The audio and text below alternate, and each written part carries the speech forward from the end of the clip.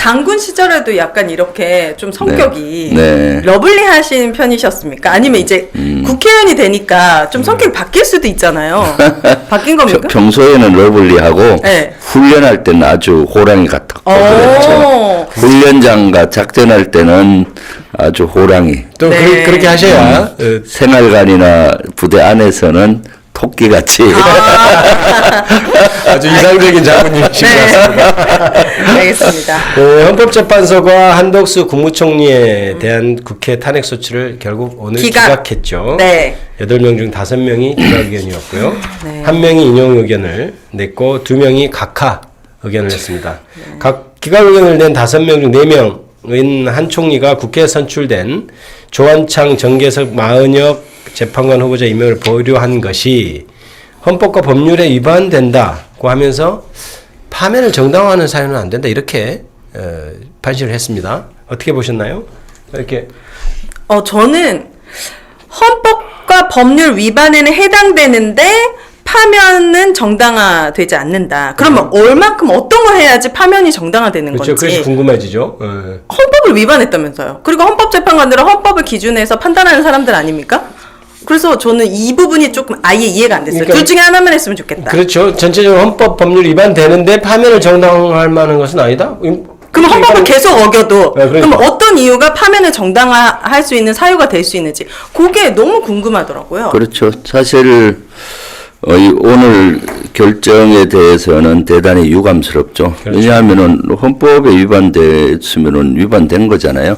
우리 국민들은 사실 사소한 법률 위반을 해도 처벌을 받거나 그렇죠. 범칙금을 내거나 하는데 헌법에 위반됐으면은 당연히 파면으로 가야 되는데 이렇게 기각 뭐 인용 각하 막 섞여서 나왔잖아요. 그래서 대단히 유감스럽지만은 뭐 어떻게 하겠습니까? 현재의 그 재판이니까 존중해야 된다는 생각은 하고 있고요.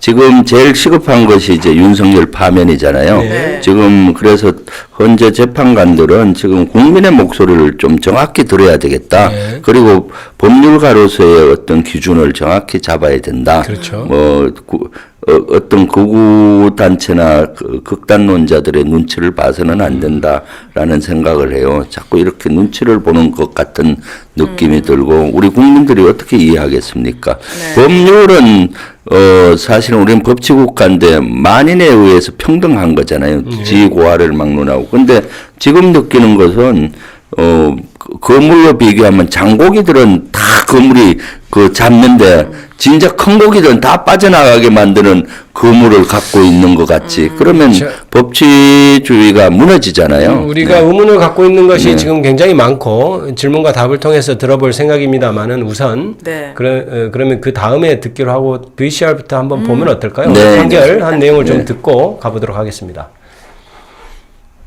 피청구인이 비상계엄 선포에 절차적 정당성을 부여하기 위하여 국무회의 소집을 건의하는 등의 적극적 행위를 하였거나 국회에 비상계엄 해제 요구 결의안 가결 이후 국무회의 소집을 건의하지 않았다는 등의 소추 관련 사실을 인정할 만한 증거나 객관적 자료는 찾을 수 없습니다. 따라서 피청구인이 헌법 7조, 86조, 국가공무원법 56조 등을 위반하였다고 볼 수 없습니다.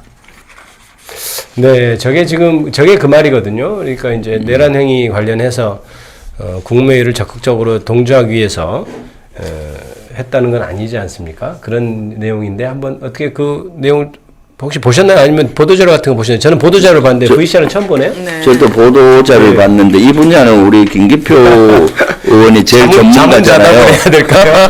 그러니까 이 분야는 사회가 아니라 법률가 출신으로서 최고의 의원이신데 한번 말씀을 해주세요. 속 시원하게 뭐가 문제인지. 오은혜 캐스터도 네. 중간에 말씀해 주시고 저는 이제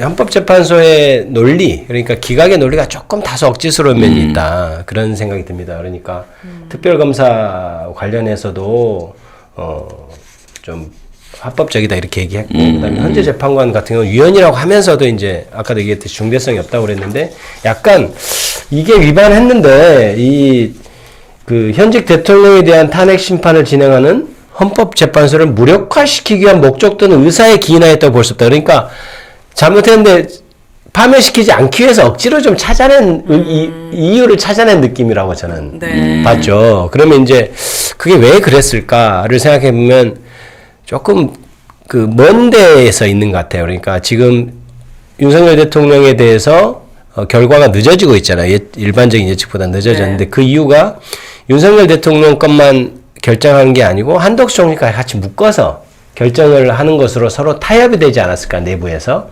그래서 한덕수 총리는 돌려보내고 윤석열은 파면하고 이 정도로 내부 의견이 있는 조율이 된 것 아닌가, 이런 의심이라고 생각을 해봤습니다. 그러니까 한덕수 총리가 이게 사실 유연적인 소지가 있고 이 기각 의견을 낸 사람도 사실 이건 인용해도 되는 거 아닌가 싶은데도 그냥 기각으로 서로 합의한 대로 간 것 같은 느낌을 저는 약간 받았거든요. 그건 많은 분들이 그렇게 예상도 했던 것 예상 같은. 그렇게 했죠. 네. 네. 근데 이게 헌법이라는 게 거래로 해도 되는 그렇죠. 겁니까? 예. 어겼으면 당연히 파면해야 되고 예. 안 어겼으면 파면을 안 한다, 이렇게 얘기해야지 국민들이 납득을 그렇죠. 하지. 예, 올바르게 보신 이거는 거예요. 이해도 안 되는 어려운 말들로 이 사람을 파면 안 시키기 위해서 결론을 내려놓고 거기에 어떤 어려운 이유들을 붙인 것 같아서 굉장히 납득하기 어렵고, 제가 궁금한 거는 이제 의결 정족수에 대해서 네. 계속 이제 대통령과 권한대행의 의결 정족수에 차이가 있었는데 네. 그거에 대한 판단은 어떻게 이루어진 겁니까? 그러니까 우리 김기표 의원님 말씀해 주시죠. 예. 왜냐면 저는 앞으로 이번에 최상목도 이번에 타깃해야 사실 되는데. 의결 정족수 국민의힘에서는 200명 이상 돼야 된다고 주장했잖아요. 네. 근데 우리는 그 국회의장은 2분의 1만 되면 된다. 왜냐하면은 선출직이 아니기 때문에 네. 선출직 대통령 같은 경우면 200석 이상에 네. 돼야 되는데 선출직이 아니고 업무만 대행을 하는 거고 본업은 총리죠. 총리잖아요. 그렇기 때문에 150석 이상이면 된다고 그때 국회의장이 그렇게 해석을 했죠. 해석을 네. 했기 때문에 했는데 이번에 이걸 주로 인정을 했어요. 네. 두 분을 제외하고는 그렇죠. 인정한 네. 걸로 돼서 여기에 논란은 이제 종지부를 찍었다라고 생각하는데 우리 김기표 의원 생각은 어떠세요?